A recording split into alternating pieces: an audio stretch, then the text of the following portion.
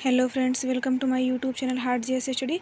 Friends, आज की इस वीडियो में हम बात करने वाले हैं संविधान के अनुच्छेद के बारे में, जो कि बहुत ही मोस्ट इम्पॉर्टेंट टॉपिक है। आपके किसी भी एग्ज़ाम में पूछा जा सकता है और ये कई बार पीसीएस, आरआरबी, एसएससी के एग्ज़ाम में पूछा गया टॉपिक है। इसीलिए आप लोग इस टॉपिक को बहुत ही ध्यान से देखिएगा। इससे बहुत सारे क्वेश्चन पूछे जा चुके हैं। तो चलिए शुरू करते हैं वीडियो। संविधान सभा द्वारा अंतिम रूप से पारित संविधान में कुल कितने अनुच्छेद तथा अनुसूचियां हैं?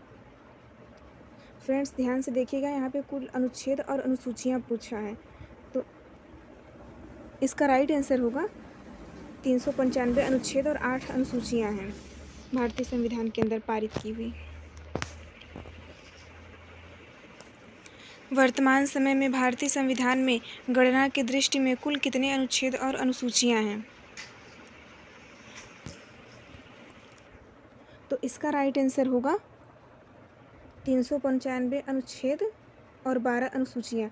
वर्तमान समय में भारतीय संविधान में गणना की दृष्टि से कुल 395 अनुच्छेद और 12 अनुसूचियाँ हैं। वर्तमान में भारतीय संविधान में धाराओं की कुल संख्या है, तो इसका राइट आंसर होगा 395। वर्तमान समय में भारतीय संविधान में धाराओं की कुल संख्या 395 है। ये बहुत ही मोस्ट इम्पॉर्टेंट क्वेश्चन है।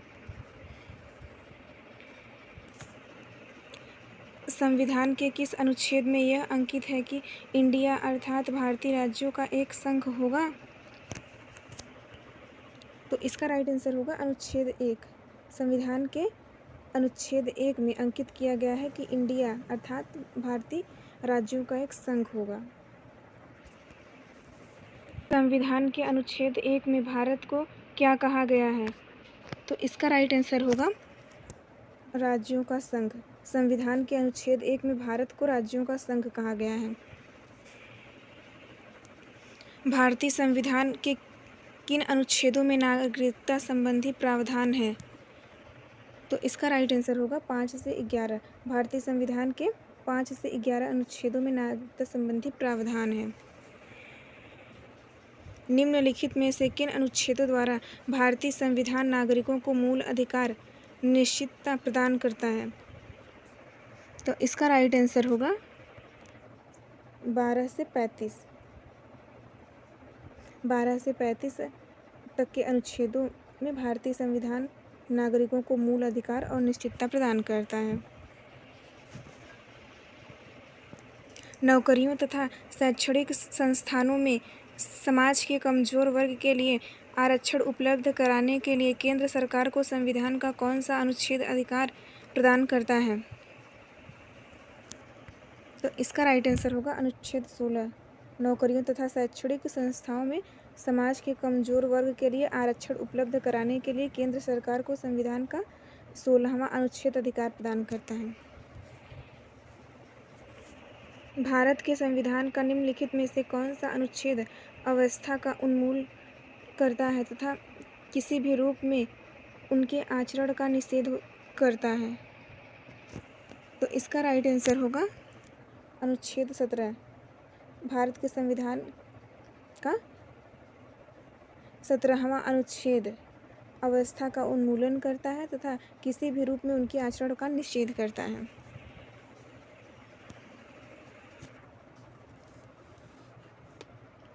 संविधान का कौन सा अनुच्छेद मंत्रिपरिषद के गठन के बारे में आधारभूत नियम निर्धारित करता है? तो इसका राइट आंसर होगा अनुच्छेद 75। संविधान का 75वां अनुच्छेद मंत्रिपरिषद के गठन के बारे में आधारभूत नियम निर्धारित करता है। भारत के महान्यायवादी की नियुक्ति से संबंधित अनुच्छेद कौन सा है? तो इसका राइट आंसर होगा अनुच्छेद 76। भारत के महान्यायवादी की नियुक्ति से संबंधित अनुच्छेद 76 है। कौन सा अनुच्छेद संसद के 2 अधिवेशनों के बीच 6 माह के अंतराल की अनिवार्यता का उल्लेख करता है? तो इसका राइट आंसर होगा अनुच्छेद 85। अनुच्छेद 85 संसद के 2 अधिवेशनों वेसन। फ्रेंड्स यहाँ मुझसे थोड़ा सा मिस्टेक हो गया, मैंने और लिख दिया, यहाँ और नहीं रहेगा, के बीच 6 माह के अंतराल की अनिवार्यता का उल्लेख करता है।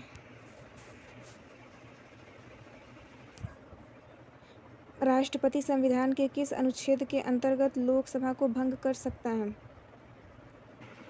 तो इसका राइट आंसर होगा अनुच्छेद 85। राष्ट्रपति संविधान के 50वें अनुच्छेद के अंतर्गत लोकसभा को भंग कर सकता है। लोकसभा एवं राज्यसभा के संयुक्त अधिवेशन के विषय में प्रावधान संविधान के किस अनुच्छेद में किया गया है? तो इसका राइट आंसर होगा अनुच्छेद 108। लोकसभा एवं राज्यसभा के संयुक्त अधिवेशन के विषय में प्रावधान संविधान के किस अनुच्छेद में किया गया है? तो इसका राइट आंसर होगा 108। भारतीय संविधान का कौन सा अनुच्छेद भारत के संचित कोष से संबंधित है? तो इसका राइट आंसर होगा उपर्युक्त सभी। भारतीय संविधान का कौन सा अनुच्छेद भारत के संचित कोष से संबंधित है? तो इसका राइट आंसर होगा उपयुक्त सभी, यानी कि अनुच्छेद 112, 148 और 146, ये तीनों ही भारत के संचित कोष से संबंधित हैं। संविधान के किस अनुच्छेद में सर्वोच्च न्यायालय के न्यायाधीश पर महाभियोग चलाया जाने का प्रावधान है? तो इसका राइट आंसर होगा 124। अनुच्छेद 124 में संविधान के अनुच्छेद 124 में सर्वोच्च न्यायालय के न्यायाधीश पर महाभियोग चलाए जाने का प्रावधान है।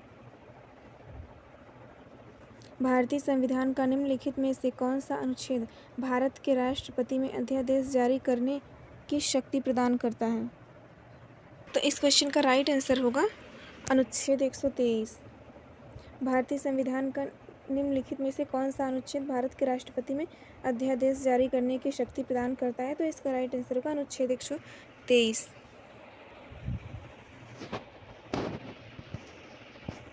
राष्ट्रपति सर्वोच्च न्यायालय में संविधान के किस अनुच्छेद के अंतर्गत परामर्श ले सकता है? तो इसका क्वेश्चन का राइट आंसर होगा 143। अनुच्छेद 143 में राष्ट्रपति सर्वोच्च न्यायालय में संविधान के अंतर्गत परामर्श ले सकता है।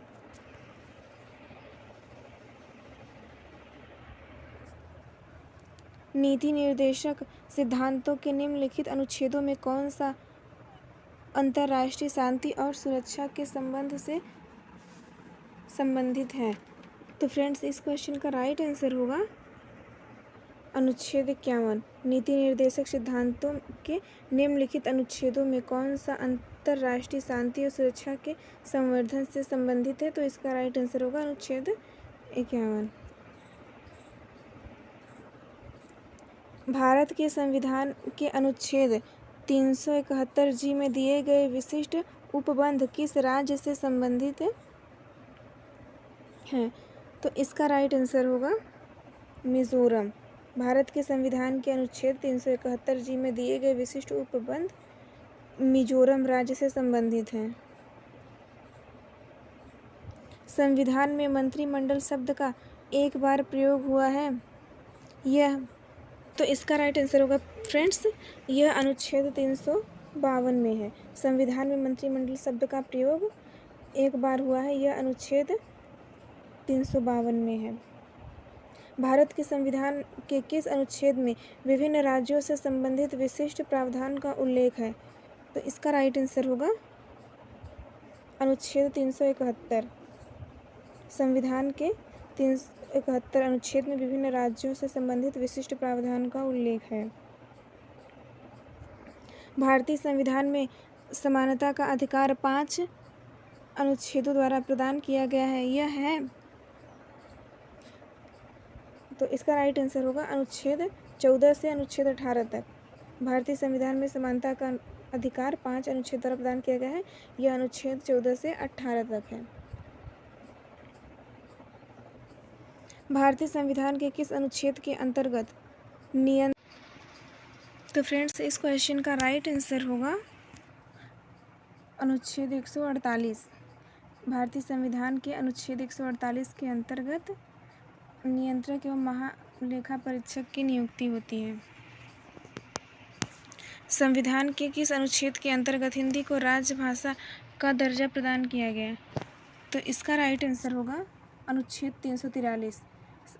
अनुच्छेद 343 के अंतर्गत हिंदी को राजभाषा का दर्जा प्रदान किया गया। अनुसूचित जातियों और जनजातियों के लिए एक राष्ट्रीय आयोग गठित करने का प्रावधान संविधान के किस अनुच्छेद के अंतर्गत किया गया? तो फ्रेंड्स इसका राइट आंसर होगा अनुच्छेद 338। अनुसूचित जातियों और जनजातियों के लिए एक राष्ट्रीय आयोग गठित करने का प्रावधान संविधान के 338 अनुच्छेद के अंतर्गत किया गया है। फ्रेंड्स अगर आपको ये वीडियो पसंद आया हो तो प्लीज़ वीडियो को लाइक और चैनल को सब्सक्राइब करना ना भूलें। धन्यवाद।